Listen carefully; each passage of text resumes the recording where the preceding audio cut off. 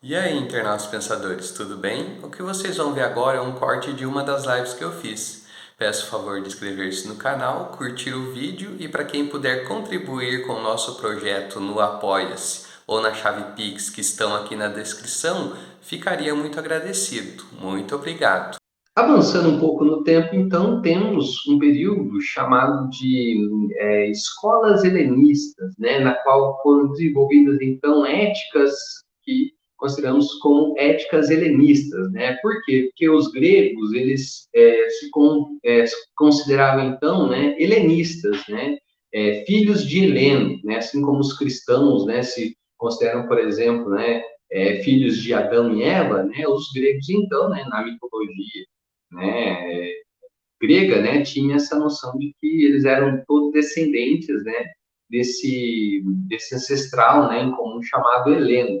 Então, por isso que é o período helenista, né? E durante esse período, né, ali após, né, Aristóteles, né, mais ou menos ali século 4 antes de Cristo até o século mais ou menos 3 depois de Cristo, né, foram desenvolvidas então várias escolas éticas, né? As duas mais importantes aí, mais interessantes a gente trabalhar aqui foram o epicurismo e o estoicismo. Tá? Qual que era a ideia dessas escolas éticas? Né? Era basicamente trabalhar acerca de como viver uma vida feliz, de como viver uma boa vida. Né? E aí elas vão então encontrar caminhos diferentes para se alcançar a felicidade, para se alcançar então essa vida feliz. Né? Então nós vamos focar muito nessa ideia, né? Como é que podemos então alcançar essa felicidade, né? Que até mesmo Aristóteles, né, nos trouxe, né? E é o seguinte, para o epicurismo, né, desenvolvido ali pelo filósofo grego Epicuro, né, a felicidade ela só seria possível de ser alcançada através do hedon, né, que em grego significa prazer, que pode ser natural e ou necessário. Por quê, pessoal? Porque, primeiro, né, não é o prazer em excesso, tá? É o prazer praticado de forma moderada e correta, ou seja, naquela ideia ainda de equilíbrio, né? Buscar uma vida equilibrada, sem excessos e sem falta, tá? E o Epicuro ele vai classificar três tipos de prazeres, né? Existem os prazeres naturais e necessários, né? Como, por exemplo, comer, beber, dormir. Esses são prazeres naturais e necessários, né? Afinal, quem não gosta de comer, né? De beber, de comer quando se está com fome, beber quando se está com sede, dormir quando se está com sono, né? Então, esses são os prazeres naturais necessários, que devem ser buscados aí de forma equilibrada, de forma correta, né? Mas existem também prazeres naturais, mas não necessários, né? Como, por exemplo, comer uma comida cara, né? Beber uma bebida fina, né? Que não seja água, né? Ou então, né? Dormir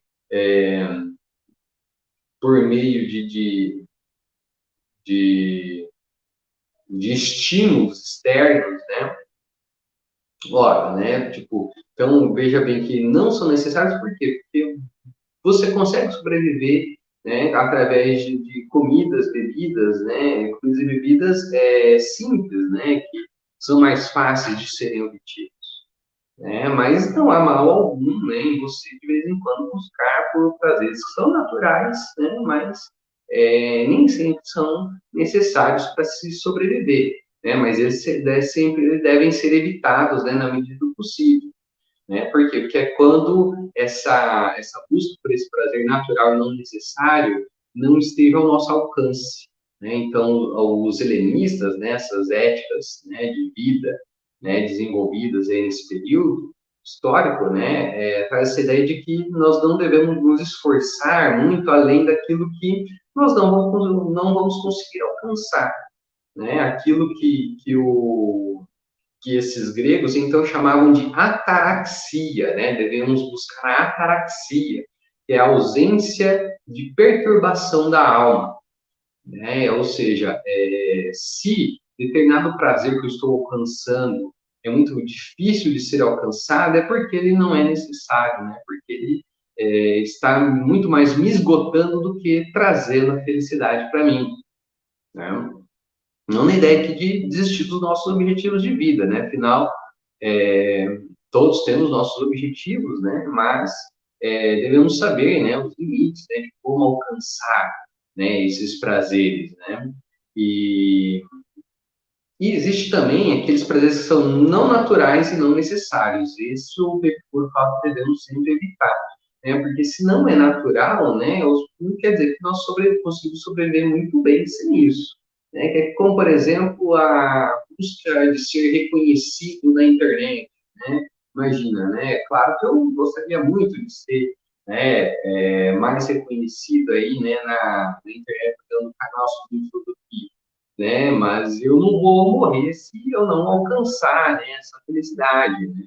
Então, é aquele tipo de coisa que, se vier, tá tranquilo. Se não vier, tá de boa também, né? Então, essa busca, por exemplo, de ter que ficar esperando a aprovação, né, das pessoas, né, nos meios sociais, nas redes sociais, né? Isso seria um prazer não natural e não necessário, que muitas vezes traz muito mais sofrimento do que prazer, né? Porque para se alcançar isso, que não é natural do ser humano nem necessário para a sobrevivência humana, né? Às vezes para alcançar isso vai trazer muito mais dor, muito mais sofrimento do que alegrias, né?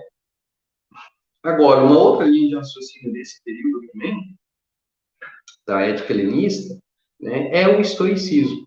Tá? Para os filósofos estoicos, né, o maior representante deles foi o Zenão de Sítio. A vida feliz, né, é uma vida simples, né? Ou seja, com poucos bens materiais. Afinal, precisamos de pouco para conseguirmos, então, né, sobreviver. E para ele, então, né, devemos aí, no caso, encarar os sofrimentos com indiferença. Então, enquanto os epicuristas, né, falavam que a gente tem que se afastar do sofrimento e alcançar, né, buscar o prazer, os estoicos vão falar o seguinte: ó, o sofrimento faz parte da vida, não tem como a gente evitar sempre, né? Uma hora ou outra vamos acabar sofrendo. Né? Agora, a ideia é o seguinte: opa, esse sofrimento ia acontecer uma hora ou outra, faz parte da vida, então a gente não pode se importar, né, extremamente com esses sofrimentos, né? Nós devemos, então, no caso, aprender com esses erros, né, saber que isso faz parte da vida.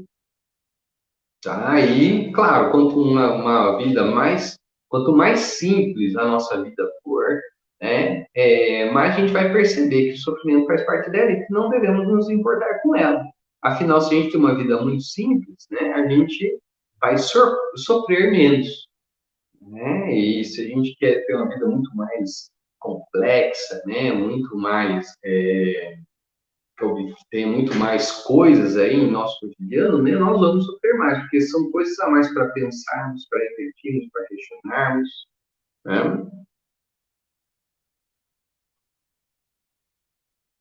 E ali temos mais uma questãozinha do Enem para a gente abordar, tá? E aí, levando então, né, em consideração essa linha de raciocínio, a gente pode perceber ali o seguinte, ó, temos ali, ó, Epicuro de Samos. Opa, se a gente está falando de Epicuro é porque é do epicurismo, né? Doutrinas principais, ou seja, vai falar acerca da doutrina ali apresentada pelo filósofo Epicuro, né? E aí vamos então ao excerto, né? Alguns dos desejos são naturais e necessários, como eu falei aqui agora há pouco, né? Outros ainda são naturais e não necessários, né? Que devem ser buscados também de um modo bem moderado. Outros, nem naturais, nem necessários, mas nascidos de vã opinião.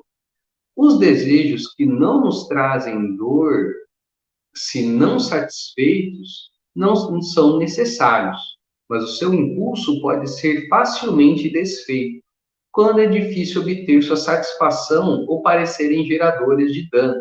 Ou seja, é basicamente aquela ideia que trouxemos aqui agora há pouco, né? Se aquela busca por aquele prazer vai trazer muito mais dor, né, muito mais insatisfação, então ele deveria ser evitado, né? Afinal, aquilo não vai nos trazer felicidade. E então vem o enunciado ali, a pergunta, né? No fragmento dessa obra filosófica do Epicuro, o homem tem como fim o quê?